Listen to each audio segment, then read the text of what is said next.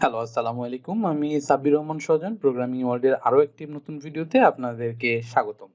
আজকের ভিডিওতে আমরা নেস্টেড ফর লুপ নিয়ে কথা বলবো। নেস্টেড ফর লুপ মানে হচ্ছে একটা ফর লুপের মধ্যে আরো একটা ফর লুপ।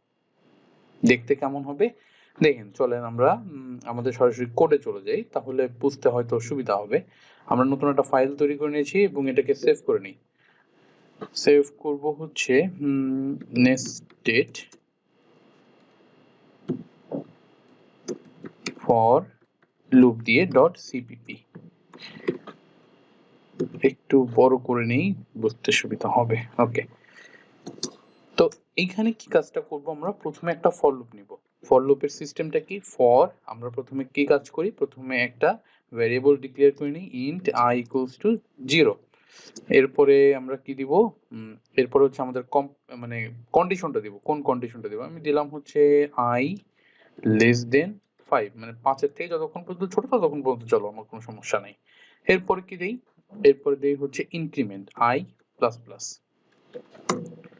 ওকে, এখন এটা তো একটা ফর লুপ গেল। আমরা এখন নেস্টেড ফর লুপ নিয়ে কথা বলছি, তার মানে আমার এই ফর লুপের মধ্যে আরো একটা ফর লুপ দিতে হবে। দিয়ে দিই। তো আমরা নতুন একটা ফর লুপ বানাই হচ্ছে ফর, এইটাকে আমরা শুরু করব হচ্ছে জে দিয়ে। দিলাম হচ্ছে ইন্ট জে ইকুয়ালস টু 0, 0 থেকে শুরু হবে এবং কত পর্যন্ত যাবে? 5 এর নিচ পর্যন্ত যাবে, মানে 0 1 2 3 4 এটা। এখন জে এর মানটা কত হবে? 5 এর থেকে ছোট হবে এবং জে প্লাস প্লাস করে দেই। তার মানে সেম দেখেন, এখানে ভ্যারিয়েবল ডিক্লেয়ার করেছিলাম আই দিয়ে, আর নিচেরটাই একই জিনিস ভ্যারিয়েবল ডিক্লেয়ার করতেছি জে দিয়ে। তো এখন এই ফর লুপটা কিন্তু উপরের ফর লুপের মধ্যে, এটাকে আমরা বলি নেস্টেড ফর লুপ। তো এইটার কাজটা কি? আমরা এটার জন্য যদি এটাকে একটু ভালো মতো দেখতে চাই, বুঝতে চাই, তাহলে আমরা একটা বক্স আর্ট করার ট্রাই করি। 1 2 3 4, এদিকে 3টা দিই, 1টা 2টা 3টা। উপর দিক থেকে যেটা আসতেছে, এই যে 3টা দাগ, 4টা দাগ, 1টা 2টা 3টা 4টা, মানে এই ঘরগুলোকে আমরা মূলত বলি হচ্ছে কলাম। এবং এই দিক থেকে যেটা শুরু হয়েছে, এই যে এই দিকে যেটা, সেটাকে আমরা বলি রো। তার মানে এইদিকে, মানে ডান দিক থেকে আমি যদি ধরি, আমার কয়টা কলাম আছে? আমার কলাম আছে হচ্ছে 1 2 3 4, 4টা কলাম আছে। এবং রো আছে কয়টা? 1টা 2টা এবং 3টা রো আছে এবং 4টা কলাম আছে। এখন আমার প্রথম যে ফর লুপ, এই ফর লুপটা সব সময় রিপ্রেজেন্ট করে হচ্ছে রো নাম্বার। আমি প্রথম ফর লুপ দিয়ে সব সময় ডিক্লেয়ার করব আমার কতগুলা রো দরকার। প্রথম ফর লুপ যদি 5 বার ঘুরে, তার মানে আমার 5টা রো আছে ওই নেস্টেড ফর লুপে। আবার যদি আমি এখানে যদি আমার 3 হইতো ভ্যালু, তাহলে আমার কত হইতো? 0 থেকে 3 পর্যন্ত যেত, মানে 0 থেকে 3 এর নিচে যে গেলে হইতো 0 1 2, মানে 3টা রো প্রিন্ট হইতো। আর নিচের যে ফর লুপটা, এই ফর লুপটা প্রত্যেকটা রোতে কতগুলো কলাম আছে সেই জিনিসটাকে রিপ্রেজেন্ট করে। যেমন আমি যদি বলি প্রথম রো কোনটা? এটা হচ্ছে আমার প্রথম রো। কালারটা চেঞ্জ করি, রেড পেন। আচ্ছা, এই প্রথম যে রোটা, এই রোটা হচ্ছে আমার 0, মানে হচ্ছে প্রথম রো। এই রোতে কলাম আছে কয়টা? আমি যদি এখানে 5 ধরি, মানে কলাম আছে 5টা, আরো একটা কলাম হবে, সবকিছু মিলাই এখানে 1টা 2টা 3টা 4টা, আরো একটা লাস্টে অ্যাড হয় 5টা। আবার যদি যখন আয়ের মান 2 হবে বা আয়ের মান যখন 1 হবে, তখন কিন্তু আমার দ্বিতীয় রোতে চলে আসবে। দ্বিতীয় রোতে এসে আরো আবার কয়বার ঘুরবে? আবার কিন্তু 5 বার ঘুরবে আমার ফর লুপটা। তার মানে এইটা দিয়ে আমরা একটা জিনিস বুঝতে পারছি যে আমার প্রথম যে ফর লুপটা সবসময় রিপ্রেজেন্ট করে হচ্ছে রো ভ্যালু, এবং দ্বিতীয় যে, মানে ভিতরে যেটা থাকবে, সেটা সবসময় রিপ্রেজেন্ট করবে হচ্ছে কলামের ভ্যালু। ওকে, তো আমরা এখানে একটা প্রিন্ট আউট দেই কোনো একটা কিছু, তাহলে আমাদের বুঝতে আরো একটু সহজ হবে। সাপোজ আমি দিচ্ছি হচ্ছে সি আউট, একটা স্টার দিব। একটা স্টার দিয়ে দিলাম। স্টার যদি দেই এবং আমি যদি রান করি, রান করলে একটা প্রবলেম হবে, একটু রান করে দেখি।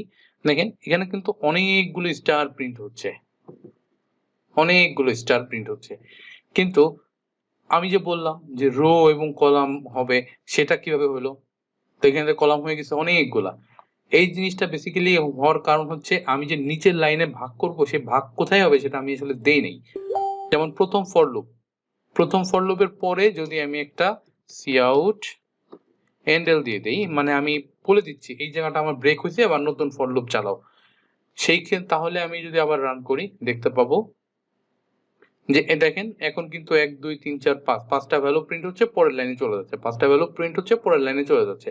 মানে প্রথমবার কিন্তু রোর মান হচ্ছে 0, রোর মানটা 0 এই ফর লুপের ক্ষেত্রে, মানে এই স্পেসিফিক ভাবে এই ফর লুপটার ক্ষেত্রে প্রথমবার i এর মান 0 এবং i এর মান 0 হওয়ার পরে যে কিন্তু 5 বার ঘুরছে এবং 5টা প্রিন্ট করছে, এবং 5টা প্রিন্ট করার পরে ও কি করছে, এন্ডেল করে দিয়েছে, মানে নিচের লাইনে পাঠিয়ে দিয়েছে। নিচের লাইনে পাঠিয়ে দেওয়ার পরে i এর মান 1 হয়ে গেছে, 1 হওয়ার পরে আবারও 5টা স্টার প্রিন্ট করছে। এইভাবে প্রত্যেকবার ঘুরতে থাকবে। এখন আমি একটু যদি আমি এখানে অন্য একটা ভ্যালু দেই, স্টার দিয়ে আমি যদি এখানে দেই হচ্ছে জের মানটা, জের মানটা নরমালি জের মান যদি দেই, তাহলে যদি আমি রান করি কি দেখতে পারবো, 1 2 3 4 0 1 2 3 4 0 1 2 3 4 0 1 2 3 4, মানে এই জের মানটা বারবার প্রিন্ট হয়েছে। এখন এটা যে জের মানি সেটা বোঝার জন্য আমি এখানে বলি যে জে ইজ,